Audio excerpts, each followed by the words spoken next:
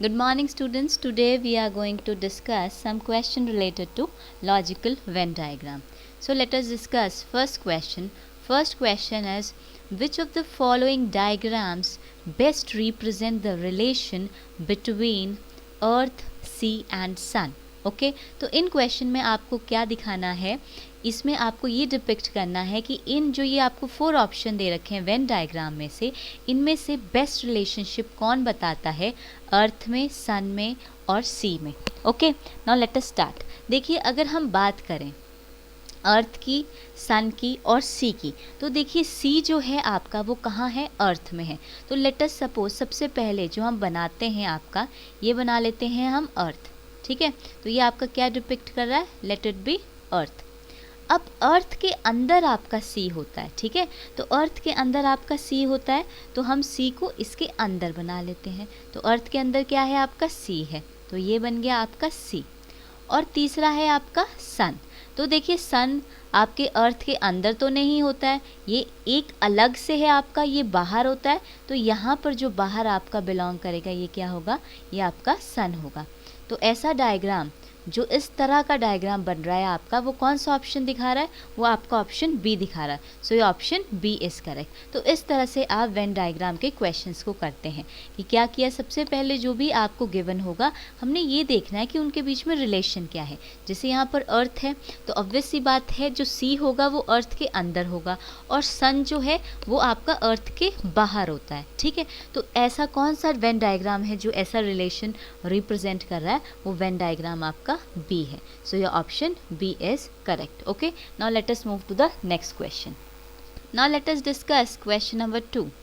Which of the following diagrams represent the relation between currency, rupee and dollar? ठीक है, तो आपको following कुछ डायग्राम्स दे रखे हैं वेन डायग्राम्स, उसमें आपने रिलेशन बताना है कि करेंसी में, रुपी में और डॉलर में आपका क्या रिलेशन बनता है.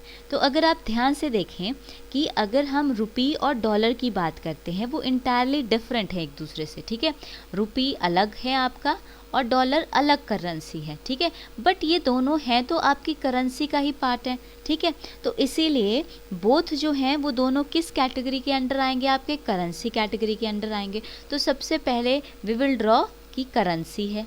ठीक है, तो दोनों ही, ये हमारा जो बन गया, ये बन गया हमारा करेंसी.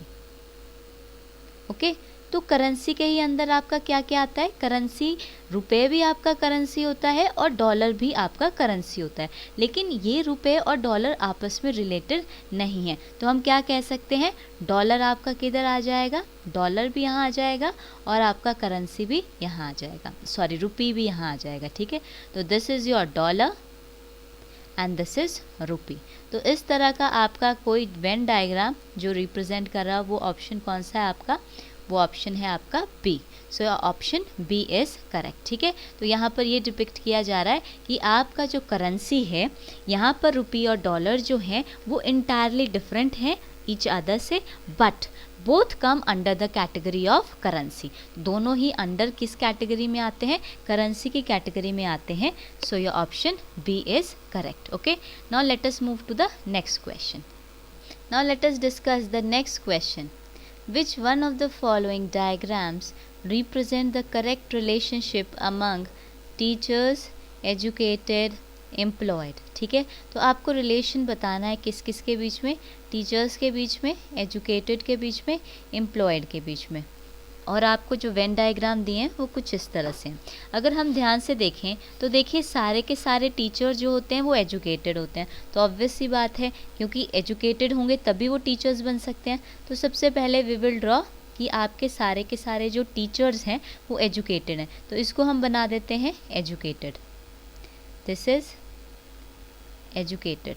ठीक है, तो सारे के सारे टीचर्स क्या होंगे, आपके एजुकेटेड होंगे. तो ऑब्वियस सी बात है एजुकेटेड के अंदर आपके सारे के सारे क्या आ जाएंगे, टीचर्स आ जाएंगे. तो ये आपके आ गए टीचर्स. ओके, तो ये रिलेशन आ गया आपका टीचर्स और एजुकेटेड के अंदर. नेक्स्ट है आपका एम्प्लॉयड. भले ही सारे के सारे टीचर एजुकेटेड हैं, बट क्या सारे एम्प्लॉयड हैं, नहीं, सारे के सारे आपके एम्प्लॉयड नहीं होते हैं. तो इसीलिए हम क्या कर देंगे, ये हम इस तरह से इनका कॉमन पार्ट दिखा देंगे कि कुछ आपके एम्प्लॉयड होंगे और सारे के सारे आपके एम्प्लॉयड नहीं होते हैं, ठीक है। तो ये आपका बन गया एम्प्लॉयड के केस में, this is for the employed. Okay, so ये ऑप्शन इस तरह का कौन सा ऑप्शन है आपका? डी। तो इसका क्या मतलब हुआ आपका? इसका मतलब यही हुआ कि जितने भी टीचर्स हैं आपके वो सारे के सारे एजुकेटेड ज़रूर हैं, बट सारे के सारे क्या नहीं हैं? एम्प्लॉयड नहीं है। सो ये option D is correct, that all the teachers are educated but all the teachers are not employed, ठीक है। But some are not employed, okay. हम सारे नहीं कहेंगे, कुछ तो आपके एम्प्लॉयड भी हैं, तो इसीलिए हमने यहाँ पर क्या बना दिया, ये जो है जो कॉमन पार्ट ये बता रहा है कि वो एम्प्लॉयड है, ठीक है। Okay, now let us move to the next question. Now the next question is question number 4th। Which of the following diagram represent the correct relation between herbivores, tigers and animals? देखिए इनमें से आपका कौन सा जो है वो correct relation बताता है किस किस के बीच में? हर्बीवोर्स के बीच में, टाइगर्स के बीच में और एनिमल्स के बीच में। देखिए अगर आप ध्यान से देखें तो हर्बीवोर्स कौन से होते हैं? हर्बीवोर्स आपके वो एनिमल्स होते हैं जो सिर्फ और सिर्फ ग्रास खाते हैं। Grass eating animals are known as herbivorous. Where if we talk about tiger, तो टाइगर तो देखिए आपका क्या है? कार्निवोरस है। तो टाइगर क्या खाता है? आपका मीट खाता है, ठीक है। और एनिमल्स, इन तीनों के बीच में आपने रिलेशनशिप बताना है। तो अगर हम ध्यान से देखें, चाहे आपके कोई हर्बीवोरस हो या फिर टाइगर्स हो, आते तो आपके कौन सी कैटेगरी में है? एनिमल कैटेगरीज में ही है, ठीक है। तो सबसे पहले वी विल ड्रॉ एनिमल्स, ठीक है। तो ये हमने बना दिया आपका एनिमल के लिए, this is depicting animals, okay. अब एनिमल के ही अंदर जो हैं आपके, चाहे वो हर्बीवोरस आ रहे हैं चाहे वो कार्निवोरस यानी आपके टाइगर्स हैं, आते तो वो एनिमल के अंदर हैं, तो इसीलिए हम इसी के अंदर आपके बना देते हैं हर्बीवोरस। ये बन गया आपका हर्बीवोरस,